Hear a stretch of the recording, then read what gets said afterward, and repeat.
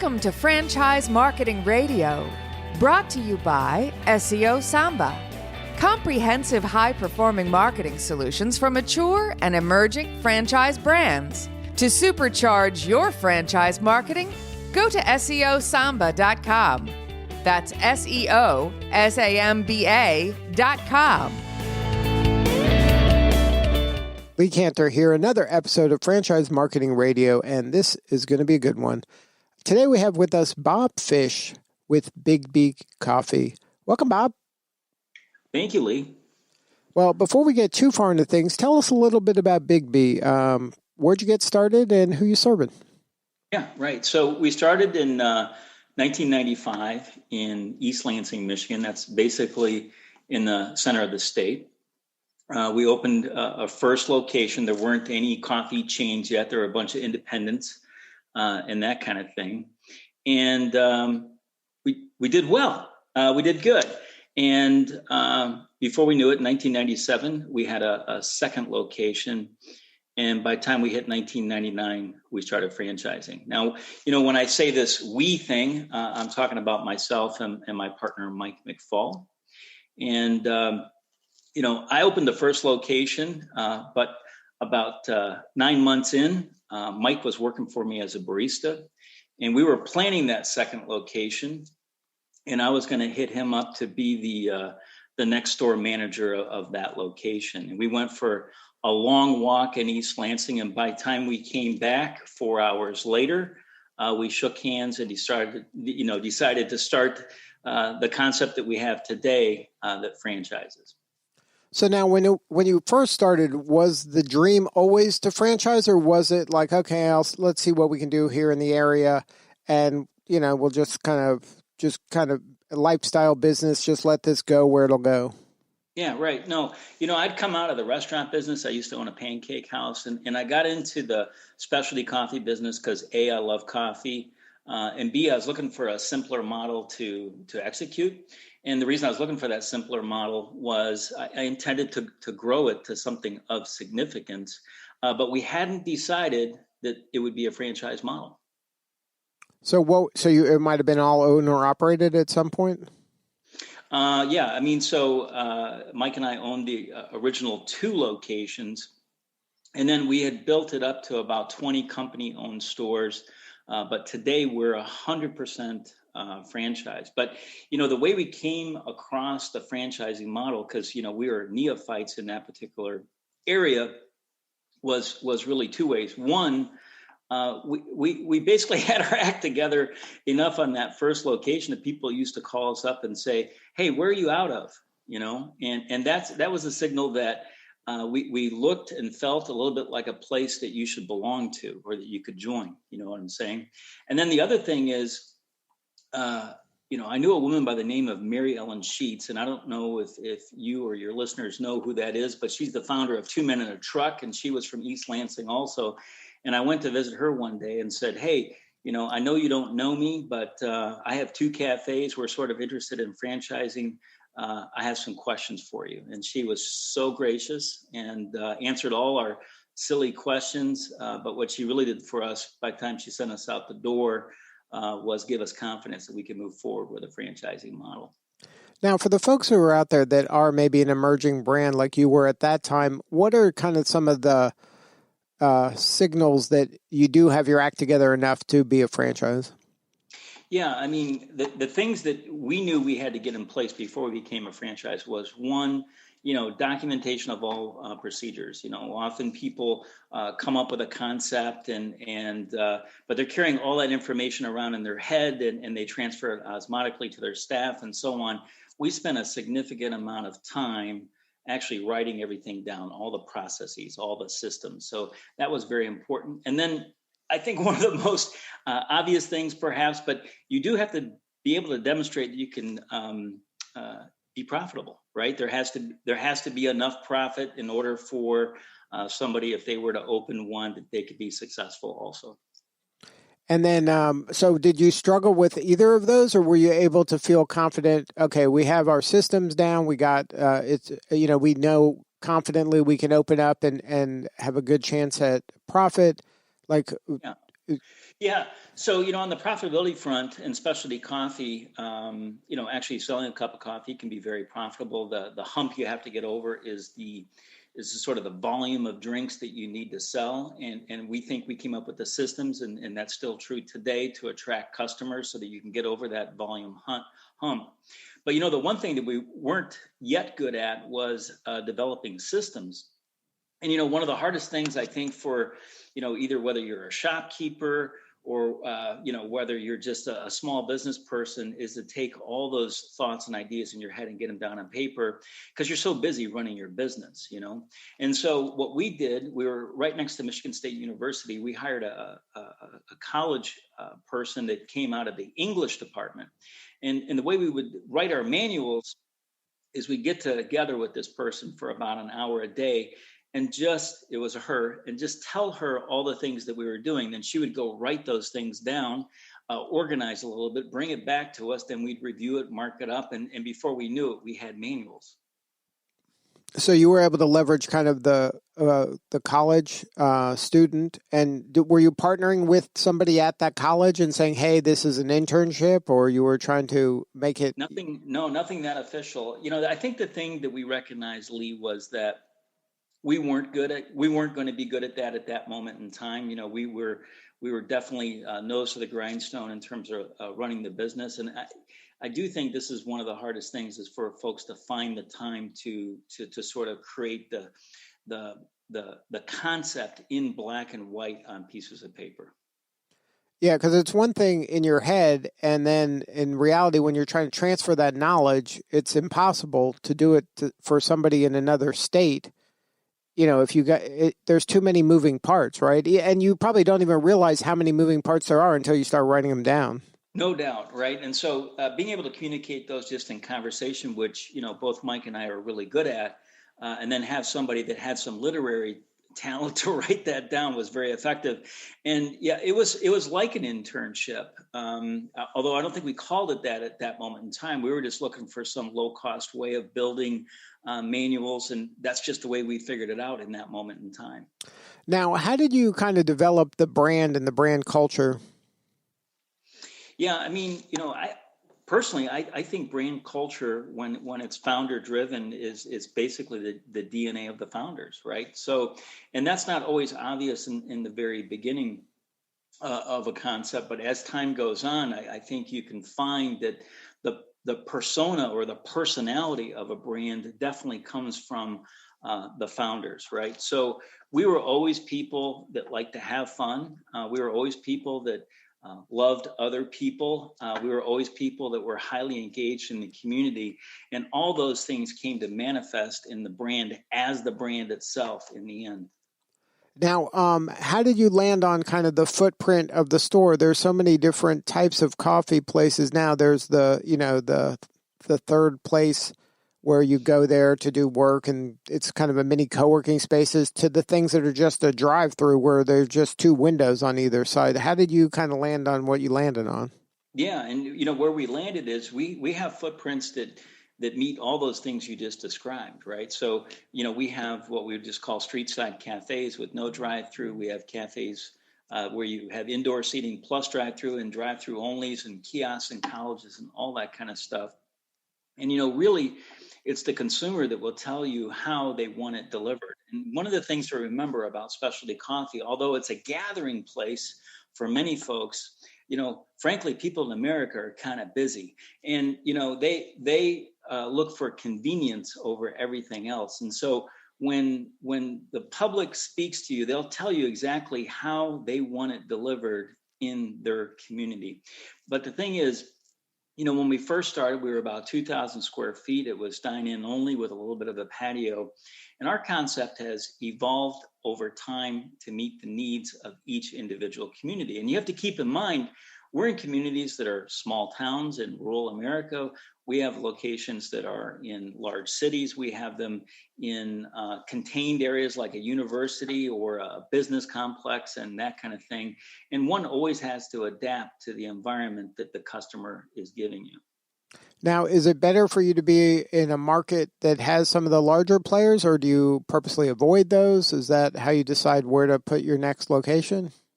Well, it's rather indifferent to us in some ways where or what the competition is doing. We sort of dance to our own tune. That doesn't mean that we're not looking at them and paying attention to them, but the driver on where a BIGGBY Coffee goes is really starts with folks deciding that they like our culture, they like what we stand for, they like our product, and it's something that they can be excited about. And if they want to bring that to their community, then we're excited and we will support that particular effort. And so, a lot of people map out exactly where they're going to go. And for the longest time, we were highly concentrated in the upper Midwest. But these last many years, we've been branching out because there's just so many folks that are like, listen, I want to take this concept, BIGGBY Coffee, I want to take this flag and I want to plant it someplace else because I think it's going to work there. And that's what we support today. Now, what about the B cubed modular design? Can you talk about that a little bit? Yeah, that's something else. So, this is one of those drive-through only kind of ideas, but the modular component is that it's built in advance. It's completely built in advance, including signage, including equipment, and so on and so forth. And so you need about 12 parking spaces or a little patch of dirt. We come in and put some footings in, and then this modular design comes in 3 parts on a flatbed truck. It's assembled in 48 hours. You hook up the utilities, you lay down the tarmac, and you have yourself a freestanding, highly visible drive-through only with a walk-up window concept. And, we had just launched this stuff before we went into COVID here. And all these B cubes in our system started moving up to the highest performing stores in the system. So today we have orders for over 40 of these units to be installed. Now, we've sold over 87 new franchise contracts in this last year, basically during the pandemic, and nearly half of those are B cubes. Now, does that require them they just partner with a kind of somebody who has just a parking lot with excess space? Yeah, it can be a variety of things. Our concept is really built for flexibility, but there's some arrangements where we have a retail concept, a big box concept grocer called Myers here in Michigan in the upper Midwest. And we have some arrangements where we can go in their parking lots pretty easily. But really, you can contact any big box user. One of the things about big box today is they need less and less parking because more people are getting stuff delivered or they're picking it up. And so they don't need those spaces as much. And yet, that retail space is so valuable. But the other thing is, we can end up on a patch of dirt that is really non-traditional. So, like if you were to look at building something like, a Wendy's or a McDonald's or a Burger King, it would take X amount of acreage. Well, we just don't need that much. And often we can find a patch of dirt on a freeway exit that otherwise is not that buildable and go ahead and lay one of these in. Wow. So that gives a lot of flexibility for that franchisee. Totally.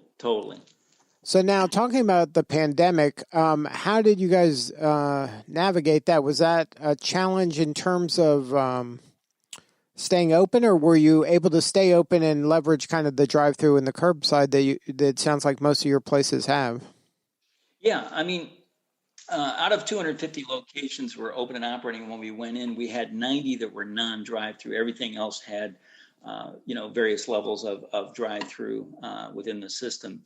And frankly, the very early days of the pandemic were the scariest. We were on shutdown here in Michigan, and we had owner-operators that were really concerned for their safety or the safety of their staff or the safety of the community.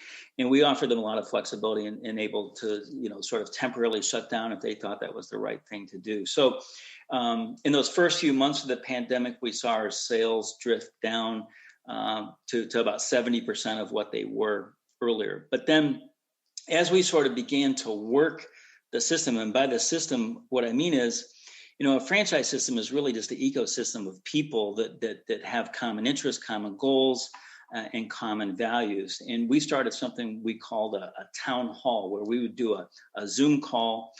In the beginning, it was every day, but then it was once a week. And we would problem solve all these safety and security issues together, and sort of, having 150 minds working on this together really produced some unique solutions very fast. And what happened is, by Mother's Day, our sales went into a plus territory. So same store sales went from negative 35% for just a matter of weeks to the balance of the year being plus 25%. And so this organism, this ecosystem that we call franchising, really was the model, the perfect model in a pandemic. Yeah, I think this is really where the benefits of being part of a network like that really come to fruition, where you're getting so many brains working on the same problem to solve and to help each other get through something that was so chaotic. As an individual operator, it would have been difficult to get that much kind of brain power and resources that quickly to help turn around an individual. And you're seeing that. I mean, absolutely. I mean, and we're talking about brain power, but the other thing I think that exists and is hard to quantify is sort of the emotional burden of that kind of moment, right? So when you're responsible for the safety of folks that are working for you, or customers that are coming to you, or your community at large, that can create quite an emotional toll. And through our town halls and that kind of thing, we were bringing in experts to talk about how to manage some of that emotional toll in real time. So now you mentioned that the growth is still happening, and it sounds like now with this smaller footprint concept, the B-Cubed modular design concept, that you guys are just killing it. We are killing it, and the thing that is allowing us to kill it is not not that the pandemic happened or anything like that, but our brand values, which revolve around the idea of love and community. Just, you heard a lot of concepts talk about this idea we had to pivot during the pandemic, and we never pivoted. What we did was we just turned up the dial on the idea of loving people, and the idea of community is the most important thing. And I think it just became super obvious to those that were in the system and those that were outside the system looking in, that what we were about was real, tangible, and something that people wanted to be a part of. One of the greatest compliments to us is, out of those 80 some odd new contracts that we signed, 50% of those came from our current or existing owner operators, right? So they were so moved during this period of time, and so there was so much confirmation about how they felt about our system and what it stood for, that they signed up for more. Now, you mentioned the importance of culture, community. I would imagine those are some of the qualities you look for in a new franchisee. But do you have kind of a persona of an ideal franchisee for BIGGBY? No, I think we gave up on the idea of deciding what the ideal person was. What we do is present, almost in an extreme way, who we are, right? So, our purpose is to support people in building a life they love. That's the thing that we lean into really hard, whether we're talking about the baristas or the owner operator or the community. And our vision for our company is to improve workplace culture in America. And so we're looking at changing how people are treated at work and what that means to them, right? So we really lean into that in the most aggressive manner when we're talking to people that are interested in joining our system. And we believe it's kind of up to them to decide whether they want to opt into that kind of idea or opt out of that idea. And then, so you just be your authentic self, and then you're attracting the folks that kind of want to be part of the tribe? That's right. And, there might be folks that are like, hey, that's a little too hippy dippy for me. I don't want to be involved with that. And you know what? That works out really great for us because we just keep compounding this idea that we are here to support people in building a life they love. Good stuff. Well, congratulations on all the success. If somebody wants to learn more, what's the website for a potential franchisee, or just somebody who wants to get a good cup of coffee? Yeah, right. Oh, I mean, if you want to find out about franchising, the easiest place to go to is BIGGBYFranchising.com, and the word Bigby has 2 G's in it.